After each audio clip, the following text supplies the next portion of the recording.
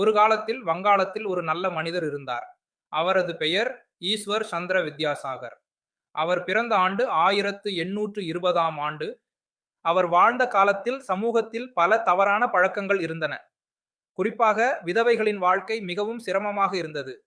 அவர்கள் மறுமணம் செய்ய முடியாது, பல இடங்களில் அவமானத்துடன் வாழ வேண்டும். இதை மாற்ற வேண்டும் என்ற நோக்கத்தில் வித்யாசாகர் தனது வாழ்நாளையே சமூக சீர்திருத்தங்களுக்கு அர்ப்பணித்தார். அப்போது சமூக சீர்திருத்தத்திற்கு மேலை நாட்டு வழிகளை பின்பற்ற வேண்டும் என்று பலரும் நினைத்தனர். ஆனால் வித்யாசாகர் இதற்கு எதிராக நம் இந்திய மறைநூல்களே முற்போக்கானவை என வாதித்தார்.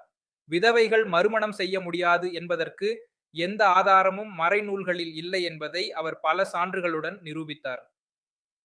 இதை அனைவருக்கும் விளக்க சிறு புத்தகங்களும் வெளியிட்டார். அவர் பெண்களின் கல்விக்கும் அதிக முக்கியத்துவம் அளித்தார்.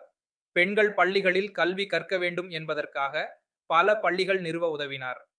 விதவைகள் மீதான சமூக கட்டுப்பாடுகளை மாற்றுவதற்காக தன் முழு வாழ்வையும் அர்ப்பணித்தார்.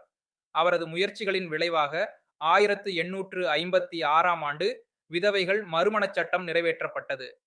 இந்த சட்டம் குழந்தை விதவைகள் நிரந்தரமாக விதவையாக இருக்க வேண்டிய நிலையை மாற்றும் வகையில் அமைந்தது. அதன் பிறகு திருமணத்திற்கு ஒரு குறிப்பிட்ட வயது இருக்க வேண்டும் எனும் எண்ணம் மக்களிடையே பரவத் தொடங்கியது. இதன் விளைவாக 1860ஆம் ஆண்டு முதன்முறையாக திருமண வயது சட்டம் இயற்றப்பட்டது. அந்த சட்டத்தின் மூலம் திருமண வயது 10ஆக நிர்ணயிக்கப்பட்டது. பின்னர் ஒரு 1891ஆம் ஆண்டில் அது 12ஆகவும் 1925ஆம் ஆண்டில் அது 13ஆகவும் உயர்த்தப்பட்டது.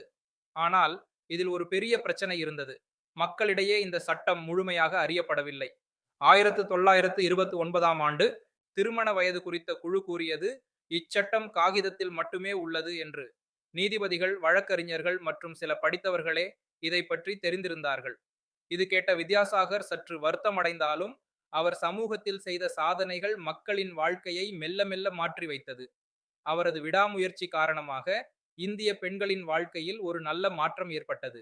இதனால் அவர் இன்று வரை அனைவராலும் நினைவு கூறப்படுகிறார். இப்போ நீங்க பார்த்த வீடியோ மாதிரியே நம்ம ஆப்ல ஒரு அனிமேஷன் ஸ்டோரி சீரிஸே வந்து கொடுத்துருக்கோம். பிளே ஸ்டோர்ல நம்ம குயிக் லேர்னிங் ஃபார் ஆல் இந்த நேம்ல வந்து இருக்கும். இதை வந்து லாகின் பண்ணிக்கோங்க. முதல்ல ஹோம் பேஜ் இந்த மாதிரி தான் இருக்கும். இதுல அந்த ஸ்டோர் ஆப்ஷன்ல வந்து போங்க. ஸோ வரிசையா எல்லா சீரிஸும் இருக்கும். இதுல வந்து டிஎன்பிஎஸ்சி அனிமேஷன் ஸ்டோரிஸ் இதுக்குள்ள வந்து போங்க. இதுல அந்த கண்டென்ட்ல வந்து போங்க. ஸோ ஆல் கண்டென்ட் நம்ம இந்த மாதிரி ஒவ்வொரு டாபிக் வைஸா வீடியோ கொடுத்துருப்போம். ஸோ அந்த வீடியோ பேஸ் பண்ணி அடுத்து பார்த்தோம் அப்படின்னா ஒரு குவிஸ் வந்து இருக்கும். ஸோ நீங்க வீடியோ ஃபுல்லா பார்த்து முடிச்சு எல்லாம் ஸ்டோரி அனிமேஷன் இருக்கும். ஈஸியா அண்டர்ஸ்டாண்ட் பண்ணிக்கலாம். அதை பேஸ் பண்ணி டெஸ்ட் நீங்க வந்து எழுதலாம். இதே மாதிரி நம்ம நிறைய டாபிக் கொடுத்துருக்கோம். ஸோ தொடர்ந்து பார்த்தோம் அப்படின்னா ஆப்ல அப்லோட் பண்ணிட்டு வந்து வரும். ஸோ நீங்க எல்லாமே பார்த்தோம் அப்படின்னா ஒவ்வொரு வீடியோக்கு அப்புறம் அதை பேஸ் பண்ண குவிஸ் வந்து இருக்கும். ஸோ நீங்க ஈஸியா பார்த்தோம் அப்படின்னா வந்து ஒவ்வொரு டாபிக்கும் ஸ்ட்ராங்கா வந்து படிச்சு முடிச்சிடலாம். நம்ம வேலிடியும் பார்த்தோம் அப்படின்னா ஃபிளெக்சிபிளா வந்து கொடுத்துருப்போம். 1 மந்த், 3 மந்த், 6 மந்த் இந்த மாதிரி இருக்கும். உங்களுக்கு எது வேணும் நீங்க சூஸ் பண்ணிக்கலாம். ஓகே.